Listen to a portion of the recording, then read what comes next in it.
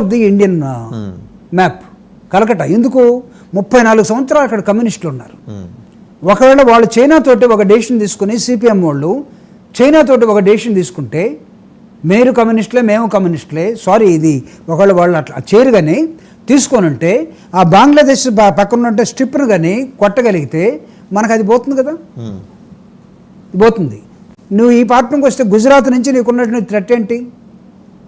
Arabia సముద్రం నుంచి మొత్తం కూడా రాణాబ్ కచ్ దాకా, రాణాబ్ కచ్ నువ్వు పాకిస్తాన్ బోర్డర్ దాకా వెళ్ళినట్టే గుజరాత్ నుంచి. అక్కడ దాకా వెళ్తే నీకు భారతదేశంలో ఇది economical business centre is Gujarat now, not Pune, not Maharashtra. So Gujarat కూడా ఎందుకు వచ్చింది? గుజరాత్ నుంచే ప్రైమ్ మినిస్టర్ ఉన్నాడు, గుజరాత్ నుంచే హోమ్ మినిస్టర్ ఉన్నాడు. నీకు మిగతా భారతదేశం మొత్తం ఎలా కనపడుతుందంటే నీకు పొలిటికల్గా నాకు తెలిసి జాగ్రఫికల్గా నామకే వస్తే ఉన్నట్టు కనపడుతూ ఉంది. ఒక డీలిమిటేషన్ జరిగి మళ్ళీ సీట్లన్నీ కూడా అటు ఇటు పోతే నీకు దక్షిణ భారతదేశాన్ని పెద్దగా ఎవరు లెక్క చేసేవాడు ఉంటాడు. ఇప్పటికే లేదు. చూడండి మీరు, నేను ఆ మ్యాప్లో ఒక విచిత్రం మీకు నేను చెప్పబోయేది, సౌత్ ఇండియా ఏదైతే ఉంటుందో నీకు కర్ణాటక పోతుంది, చెన్నై పోతుంది, ఆంధ్రప్రదేశ్ పోతుంది, కేరళ పోతుంది.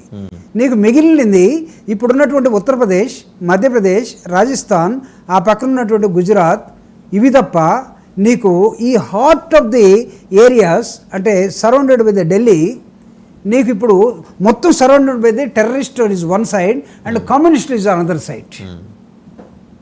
రైట్, ఇది చాలా కీలకమైన పాయింట్. టెర్రరిస్టులు ఒకవైపు, కమ్యూనిస్టులు ఒకవైపు ఉన్నారు. నౌ ఇంటర్నేషనల్ కమ్యూనిటీ ఈరోజు భారతదేశానికి రిస్క్లోకి రాకపోతే, risk in the sense doctor Babasaheb Ambedkar ఒక, నేను again and again I'm quoting Babasaheb Ambedkar, ఎందుకంటే ఒక ధర్నా చేయలేని పని ఒక డైలాగ్ చేస్తుందంట. ఇప్పుడు అనివార్యంగా నీకు ఇక్కడ నెతన్యాహు యుద్ధం జరుగుతూ ఉంది. ఎక్కడది? ఇజ్రాయెల్. తర్వాత అక్కడ నీకు నెతన్యాహు పాలస్తీనా తోటి అటు యుద్ధం జరుగుతూ ఉంది. ఇది అసలు ఎవరికి కొరకరాని కొయ్యగా తయారైంది ప్రపంచం మొత్తానికి. రెండో వైపు రష్యా అండ్ ఉక్రెయిన్ యుద్ధం జరుగుతూ ఉంది. ఇప్పుడు భారతదేశం అండ్ నీకు పాకిస్తాన్ యుద్ధంలోకి వచ్చాయి. రియల్ వార్ స్టార్ట్ అయితే నీకు వరల్డ్ మ్యాప్ ఇప్పుడు మనం చూసినట్లయితే రియల్ మ్యాప్ ఇవన్నీ కూడా ఎవరి క్యాంప్స్?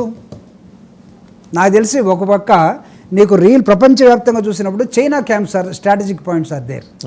చైనా చాలా స్ట్రాటజిక్ వెళ్ళారు వాళ్ళు. అంటే not only Asian region they have stretched themselves to Eurasia also. అసలు నీకు వాళ్ళకు ఉన్నటువంటి సీ ఫోర్సెస్ కానీ, వాళ్ళకు ఉన్నటువంటి ల్యాండ్ ఫోర్సెస్ కానీ, వాళ్ళకు ఉన్నటువంటి హిల్ ఏరియా అప్రోచెస్ కానీ ప్రపంచవ్యాప్తంగా వాళ్ళు యూరోప్ మొత్తాన్ని కంట్రోల్ చేయగలరు.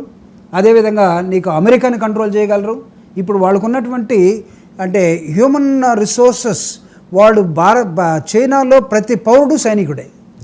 ఇప్పుడు మనం మాక్ డ్రిల్ అనేది నిన్న ఒకటి పెట్టాం. ఇప్పుడు మళ్ళీ నాకు తెలిసి సాయంత్రం నెక్లెస్ రోడ్డు దగ్గర ఒకటి జరుగుతుంది. అదేవిధంగా మిగతా రాష్ట్రాల్లో కూడా జరుగుతుంది. పోలీస్ కమిషనర్ అసలు మాక్ డ్రిల్ అనేది అసలు యుద్ధం వచ్చినప్పుడే అవసరం అవుతుందా?